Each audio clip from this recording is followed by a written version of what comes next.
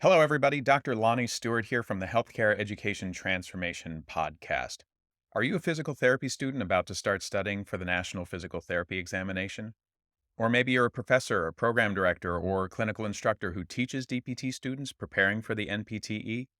Either way, we would recommend checking out our sponsor, NPTE Final Frontier, and the community they've built around preparing for and succeeding on the NPTE.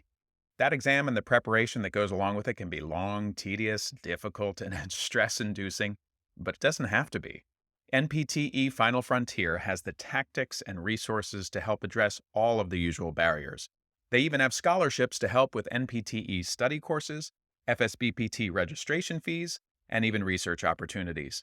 And if that's not enough, they're even donating to the very first annual HET Podcast Scholarship to be awarded at the end of every year. Go to npteff.com for all of the details and use code HET for 10% off all purchases.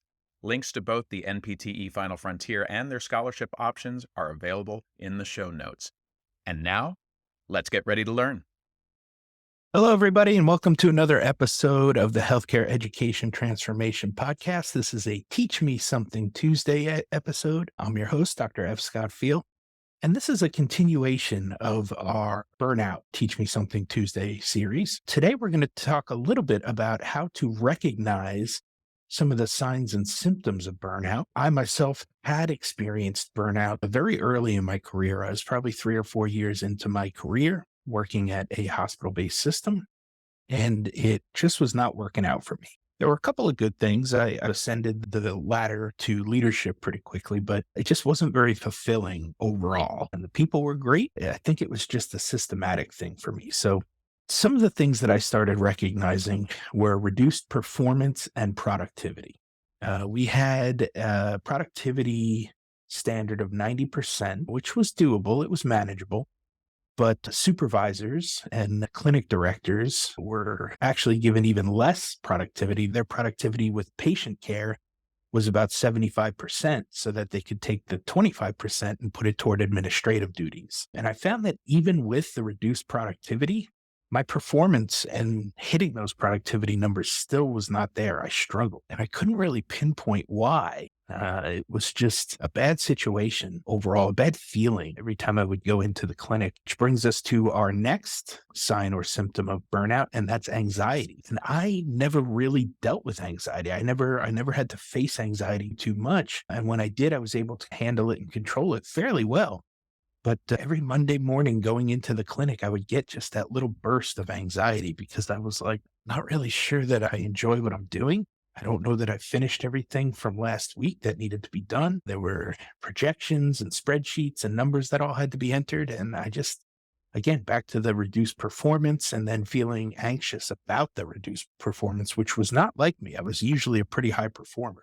Another sign and symptom of burnout is detachment, isolation, just removing yourself from your normal social setting, friends, family. For me, it was pretty bad because I was the clinic director at a satellite clinic for the hospital, which was way out there, right on the border there of North and South Carolina, not anywhere near the actual hospital. So I was literally on my own little island out there. And I was the only therapist at times. It was just me in the front desk. And then 2 days a week, we had a pelvic floor therapist come in. 2 other days, we had a speech therapist and an occupational therapist come in. I found myself not interacting with the larger group and just isolating myself to my own little clinic, doing my own thing, making sure it was running and functioning. And then that was about it, just the bare minimum. Another sign or symptom, and this was not necessarily something I experienced, but oftentimes during burnout, people experience this feeling of listlessness or irritability.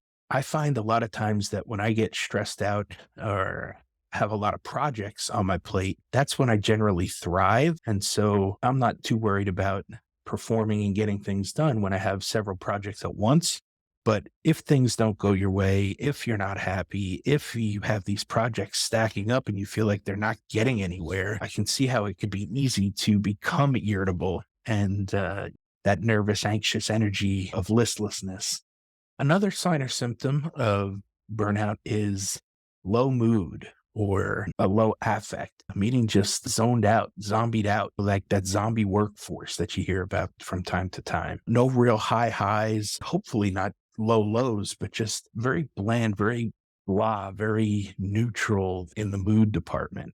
Another one that was a big one for me, but this was also probably due to my ADHD, which I didn't know I had at the time, is difficulty concentrating. I found that I had that constantly while I was the clinic director out there because I was always thinking of what had to get done, what needed to get done, what numbers had to be hit, what did the projections look like.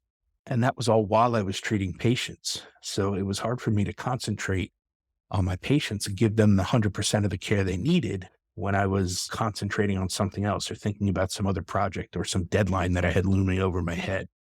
Another one, and this is a big one I find that really starts to lead to physical therapists exiting either their setting or their situation, and hopefully not the profession, but I've seen it happen sometimes, is lack of creativity. I was so handcuffed, and as an English major, physical therapy was not a natural transition for me. However, I always need some sort of creative outlet, and that's where a lot of the podcasts and the business coaching and the writing and the books and all that and the blogging come in.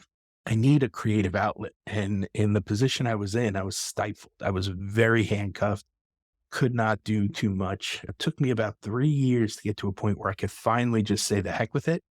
And I put in a grant for what I called a rehab system, where we used the Nintendo Wii for balance and exercise training for geriatric population. And I did that just on my own. I didn't even talk to my supervisor about it. I just submitted it. It ended up getting selected. They loved it and they implemented it into 5 other clinics. So that was really where I saw, hey, my creativity here is just being suffocated. I need to get out. I need to go somewhere else where I have a little more autonomy and can do more creative things with my physical therapy background and my English background. Another sign or symptom is fatigue or exhaustion, just constantly feeling tired, feeling run down, feeling low energy. If you're feeling that and experiencing that, again, it could just be a lack of motivation. It could be that lack of creativity. It could be that lack of excitement, joy, and happiness that you're supposed to have with something that you truly love doing. Physical therapy is a great profession, but if you're not in it because you love it, you love the patient care, and you love helping people, it could get very tough and difficult for you. And that can run you down and really get you to the point of fatigue or just exhaustion. Another one is frequent illness. If you're constantly getting sick, again, it's probably because you're run down, you're anxious, you're not sleeping well, you're not staying hydrated. All of these things add up to more stress, more anxiety. And the more your body runs at that high level, it's going to break down more and more. So if you're constantly getting sick, if you're constantly falling ill, it could be a sign that you're starting to hit burnout. And then the last but not least example of a sign or symptom that I think we're seeing a lot nowadays in healthcare in general, especially post COVID, is escape fantasies, where you're just constantly daydreaming of what it would be like if I didn't work here, what it would be like if I found another job that I really liked, or another setting, or another population to work with. What if I started my own thing? And I think that's where finally it got to the point that I had to go, where it's like, hey, I need to start running things the way I think they should be done. And starting a business was actually one of the greatest things I could have done for burnout and for really re-engaging myself and challenging myself and pushing myself to find that new level of happiness and utilize my creativity.